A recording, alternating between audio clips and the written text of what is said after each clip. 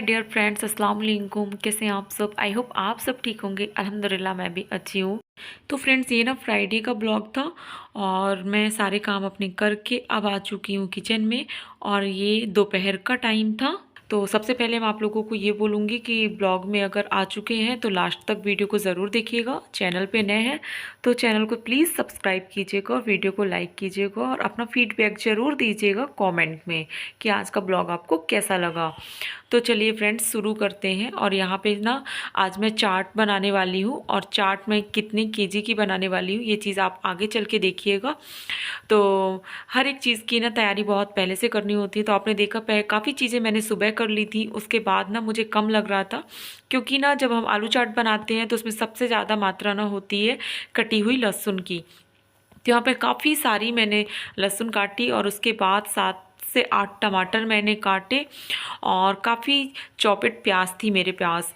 तो मैंने मटर के हिसाब से ये सारी चीज़ें ली और जितना कुछ मैंने टमाटर काटा तो एक बाउल में उसे रख लिया और उसमें हिसाब से मटर देख के और मैंने यहाँ पे मिर्ची, हल्दी पाउडर और नमक और धनिया पाउडर डाल दूँगी।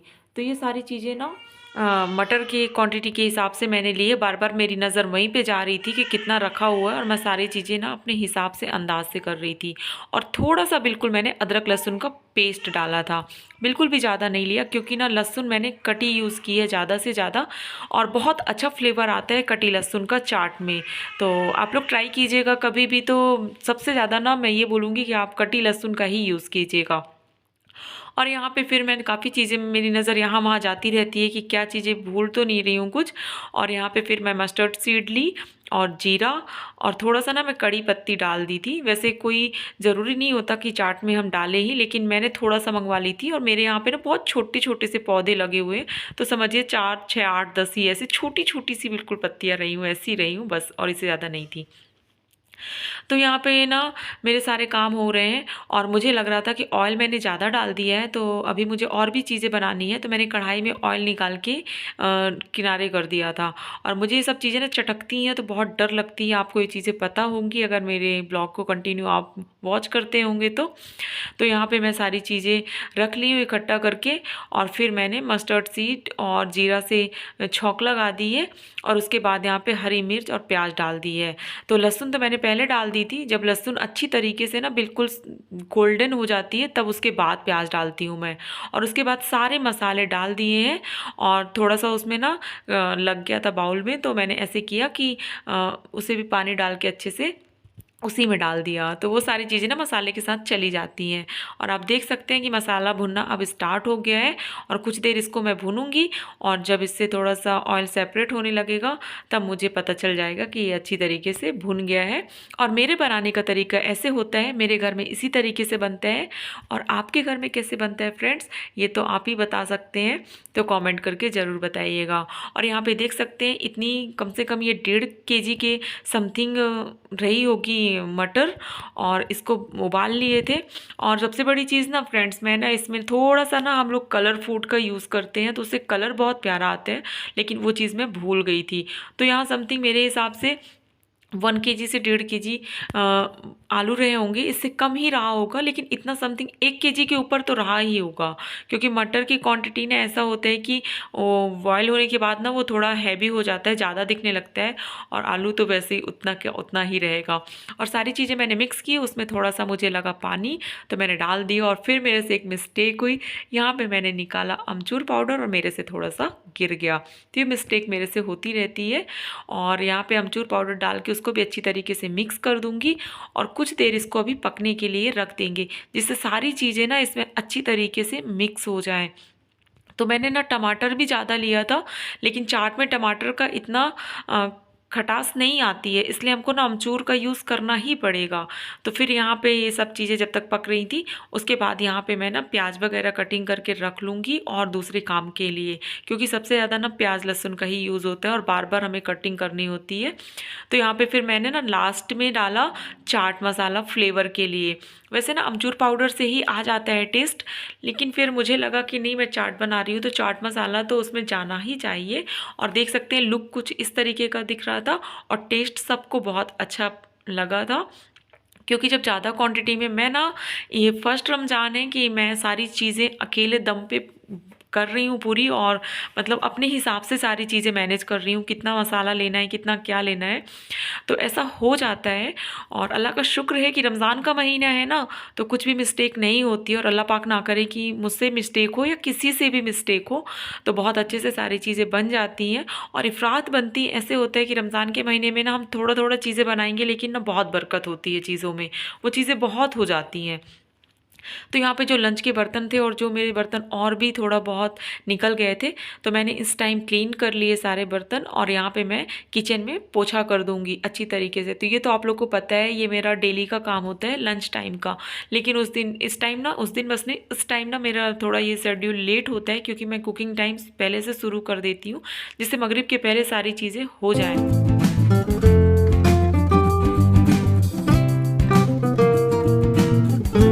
और यहाँ पे अम्मी आ गई थी सब्जी लेकर। तो फ्राइडे मार्केट डे होते हैं हमारे यहाँ पे। तो अम्मी ने जो जो चीज़ें लाई थी, काफ़ी चीज़ें अम्मी ने रख दी थी, और ये चीज़ें जो रखी हुई थी अम्मी को स्टोर करके रखना होता है, तो वो अम्मी ने यहाँ पे फैला के रखी थी। तो अम्मी का ना बहुत बड़ा ये काम होता है, और अम्मी कर रही थी, और मैं यहाँ पे फिर शाम हो रही थी तो मैं आ गई फिर से। और ना जैसे रमज़ान में बची हुई चीज़ों को ना हम बहुत अच्छे से यूज़ कर सकते हैं नेक्स्ट डे, और हमें थोड़ा सा दिमाग लगाना होता है कि चीज़ें बची हैं तो इनको हम दूसरे तरीके से कैसे बनाएं।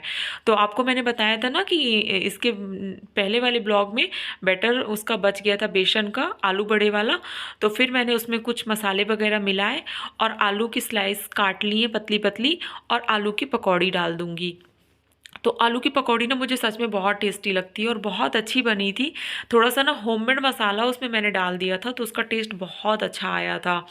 और यहाँ पे ना ऐसे होता है कि एक चीज़ बेसन से हम बनाने की कोशिश करें ना फ्रेंड्स, तो हमेशा 2 से 3 आइटम बन ही जाते हैं। तो यहाँ पे अभी पकौड़ी बन ही रही है मेरी, और मुझे थोड़ा थोड़ा ना थकान सी लगने लगी थी, तो यहाँ पे मैं ऐसे बैठ जाती हूँ इस टाइम पे, और बैठ के फिर अपना काम करती हूँ। और अम्मी आ जाती है ना, तो अम्मी से मेरी बातें भी होती रहती हैं, और मेरे काम भी होते रहते हैं। तो फ्रेंड्स, मेरी छोटी वाली बहन तो अपनी बेबी को लेके ही वो अंदर थी, वो उसका कम आना जाना होता है किचन में।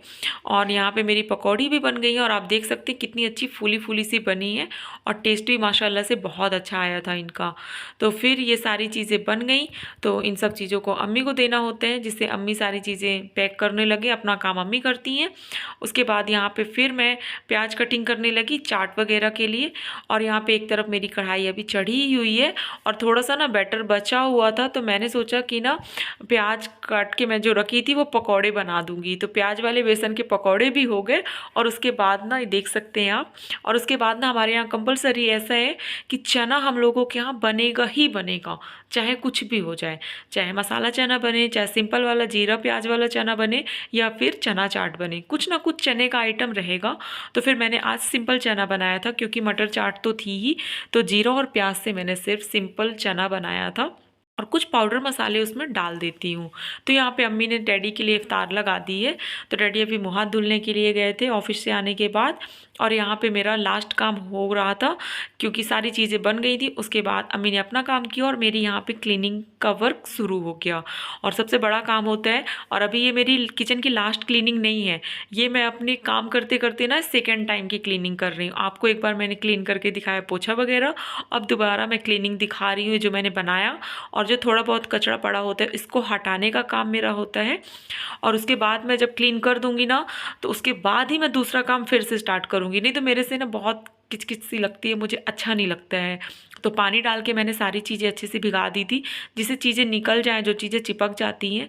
और बेसन वगैरह ऐसा होता है कि गिरता है तो वो जम जाता है, ईजिली नहीं निकलता है। तो जब पानी डाल दो ना, तो वो चीज़ें अच्छे से भीग जाती हैं, और फिर अच्छे से क्लीन हो जाता है।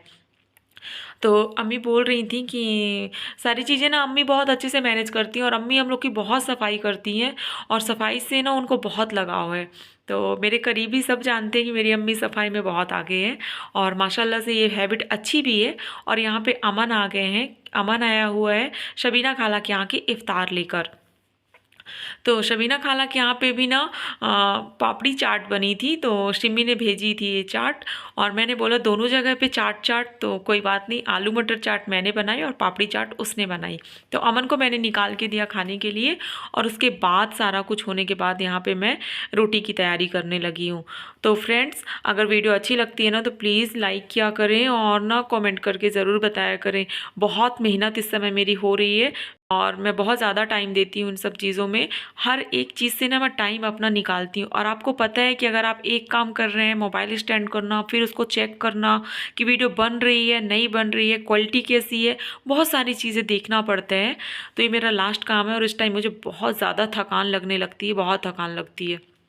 और यहाँ पे ना ये आंटी आई हुई हैं, बुआ बोलते हैं हम इनको, वैसे मैं कभी बुआ बोलती हूँ कभी आंटी बोलती हूँ। तो ये ना बहुत अच्छी आंटी हैं और अमरूद इनके यहाँ पे हुए थे तो लेके आई थी। मैं इनको वीडियो बना रही हूँ तो ये कैसे बिल्कुल मुझे देख रही है। और अम्मी की और हम लोगों की इनसे बहुत अच्छी बनती है, घर जैसे हमारा इनसे चलता है, तो बहुत अच्छे से बातें भी कर रही थी। तो आज का वीडियो अगर पसंद आया है तो मेरी वीडियो को लाइक कीजिएगा, फिर से बोल रही हूँ। और उसके बाद आपसे अब मैं नेक्स्ट ब्लॉग में मिलूँगी। तो फ्रेंड्स, इस मुबारक महीने के सदक़े से मेरे लिए ज़रूर दुआएं कीजिएगा और अपना प्यार बना कर रखिएगा। और मिलूँगी नेक्स्ट ब्लॉग में। अस्सलाम वालेकुम, अल्लाह हाफिज़।